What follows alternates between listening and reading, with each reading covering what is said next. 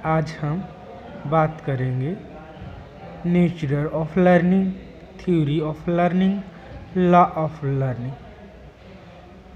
अब meaning of learning क्या होता है, यानी अधिगम का अर्थ। सामान्य शब्दों में हम लोग सीखने को अधिगम मान लेते हैं, लेकिन वास्तविक शब्दों में केवल सीखना अधिगम नहीं है, बल्कि सीखे हुए ज्ञान का हमारे व्यवहार में स्थायी हो जाना अधिगम कहलाता है। अधिगम के परिभाषाएं निम्नलिखित विद्वानों द्वारा स्पष्ट किया गया है, जैसे स्किनर, वुडवर्थ, गेट्स, गिलफोर्ड इत्यादि। सार्टेन के अनुसार प्रतिदिन होने वाले नए नए अनुभवों के कारण व्यवहार में आने वाले अस्थायी परिवर्तनों की अधिगम है। स्किनर के अनुसार व्यवहार में औस्थान्तर अनुकूल ही अधिगम है। बुटहोतर के अनुसार नवीन ज्ञान और प्रतिक्रियाओं का अर्जन ही अधिगम है। गिलफ्रॉयड के अनुसार व्यवहार के कारण व्यवहार में होने वाले अस्थायी परिवर्तन ही अधिगम है, इत्यादि। अब हम जानते हैं थ्योरी ऑफ लर्निंग क्या होता है। सीखने के आधुनिक सिद्धांतों को मनोवैज्ञानिकों ने मुख्यतः दो श्रेणियों में विभक्त किया है। पहला, सीखने का उद्दीपन अनुक्रिया या साचर्य सिद्धांत। दूसरे का सीखने के क्षेत्र का सिद्धांत, और तीसरा का जो है थाइनेंट संयोजक अथवा सीखने का प्रयासीन दृष्टि सिद्धांत। पहला सीखने का जो होता है सहचर सिद्धांत किसे कहते हैं। देखिए, विभिन्न उद्दीपनों के प्रति सीखने वाले की विशेष अनुक्रिया होती है। इन उद्दीपनों तथा अनुक्रियाओं के सहचर से उसके व्यवहार में जो परिवर्तन आते हैं, उन्हीं की व्याख्या इस सिद्धांत का उद्देश्य होता है। इस सिद्धांत के प्रमुख प्रवर्तक एडवर्ड एल थाइनाइट 1874 से 1949, जॉन बी वाटसन और जॉन पेटोविच एलियो आदि ने किया था। सीखने के क्षेत्र का सिद्धांत, इस प्रकार के सिद्धांत में सीखने वाला उसका प्रवेश शामिल होता है। सीखने के दौरान आए हुए परिवर्तनों तथा सीखने वालों के क्षेत्र का प्रस्थिकरण आदि को देखा जाता है। ये सिद्धांत सीखने की प्रक्रियाओं में उद्देश्य, अंतर्दृष्टि और सूझबूझ के महत्व को प्रदर्शित करता है। प्रकार के सिद्धांतों के मुख्य प्रवर्तक निम्नलिखित थे। पहला, थाइनाइट का संयोजकवाद अथवा सीखने का प्रयास और दृष्टि। थाइनाइट ने अपने प्रयोग में एक भूखी बिल्ली को उलझन भरे पिंजरे में बंद कर देता है। पिंजरा इस प्रकार का था, उसमें एक दरवाज़ा खुलता था जिसमें लिए लीवर को दबाना पड़ता था।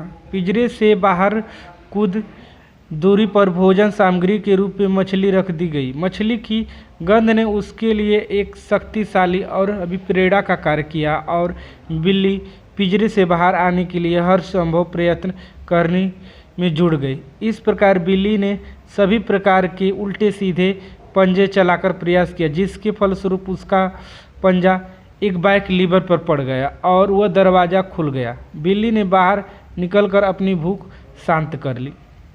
दूसरी बार पुनः दोहराया गया, फिर से बिल्ली का पंजा लीवर पर पड़ा और दरवाज़ा खुल गया। इस प्रकार इस बार दरवाज़ा खोलने में कम समय लगा और यह प्रयोग कई बार दोहराया गया और यह पाया गया कि बिल्ली के प्रयास से प्रयत्नों की संख्या और दरवाज़ा खुलने की संख्या अवधि बहुत कम हो गई, और अंत में परिणाम हुआ कि बिल्ली पहले ही प्रयत्न में पंजे की लीवर पर मारकर पिंजरे का दरवाज़ा खोलने लग गई।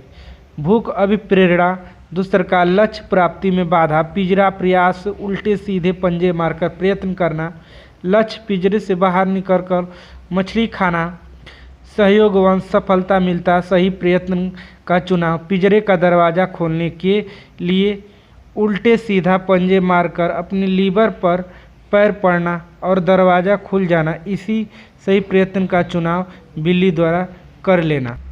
आगे हम जानते हैं लॉ ऑफ लर्निंग। थाइनाइट ने अपने प्रयत्न और बुद्धि सिद्धांत को आधार बनाकर सीखने संबंधित कई नियमों का प्रतिपादन किया, जिसके कुछ मुख्य निम्नलिखित। पहला, तत्परता का नियम, अभ्यास का नियम, प्रभाव का नियम। पहला, तत्परता का नियम।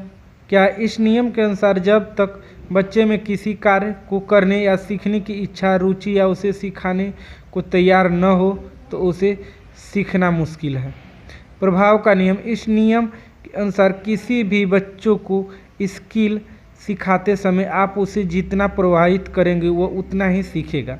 अभ्यास का नियम। अभ्यास के नियम को दो भागों में विभक्त किया गया है। पहला, उपयोग का नियम, दूसरा अनुप्रयोग का नियम। अभ्यास के नियम के अनुसार थायनाइड ने बताया कि यदि आप सीखने वाली क्रिया स्किल को बार बार दोहराएंगे तो जल्दी सीख जाएंगे। यह सीखी हुई स्किल प्रभावपूर्ण और अस्थायी बन जाती है। दूसरा क्या है, अनुबंध या प्रतिबंध अनुक्रिया का सिद्धांत। इस सिद्धांत के प्रतिपादकों में से पेलवी का नाम सबसे ऊपर आता है। पेलवी रूस के रहने वाले थे। यह मनोवैज्ञानिक के साथ स्थानीय फिजियोलॉजिस्ट भी थे। इन्हें रूस का पहला नोबेल पुरस्कार भी मिला है। इस सिद्धांत में पेलवी ने बिल्ली, कुत्ता, चूहा इत्यादि प्राणियों पर किए गए विभिन्न प्रयोगों द्वारा पेलवी ने अधिगम प्रक्रिया को प्रतिबंध अनुक्रिया नामक सिद्धांत को जन्म दिया। इस सिद्धांत का साधारण रूप में अनुबंध द्वारा सीखना भी कहा जाता है। पेलवी द्वारा इसके लिए एक प्रयोग किया गया जिसमें एक भूखे कुत्ते को प्रयोग करने वाली मेज पर बांध दिया। इस कुत्ते की लार ग्रंथियों का ऑपरेशन किया गया जिससे कि उसकी लार एक नली में एकत्रित करके लार की मात्रा मापी जा सके। अपने आप चलने वाली यांत्रिक उपकरणों की सहायता से कुत्ते को भोजन देने की व्यवस्था की गई। प्रयोग का आरंभ किया गया, घंटी बजाई गई और उसको समक्ष भोजन रखा गया। भोजन को देखकर कुत्ते के मुंह में लार आना स्वाभाविक था और इस लार की मात्रा मापी गई और इस प्रयोग को कई बार दोहराया गया और एकत्रित की गई लार की मात्रा भी मापी जाती रही। इस प्रकार प्रयोग के अंतिम चरण में कुत्ते को भोजन न देकर सिर्फ घंटी बजा दी गई। इस अवस्था में भी कुत्ते की मुंह से लार टपक गई जिसकी मात्रा मापी गई। इस प्रकार यह देखने को मिला कि भोजन जैसे प्राकृतिक उद्दीपन के अभाव में घंटी बजी जैसे कृत्रिम उद्दीपन के प्रभाव के कारण कुत्ते को लार टपकने जैसे स्वाभाविक अनुक्रियाएं व्यक्त की।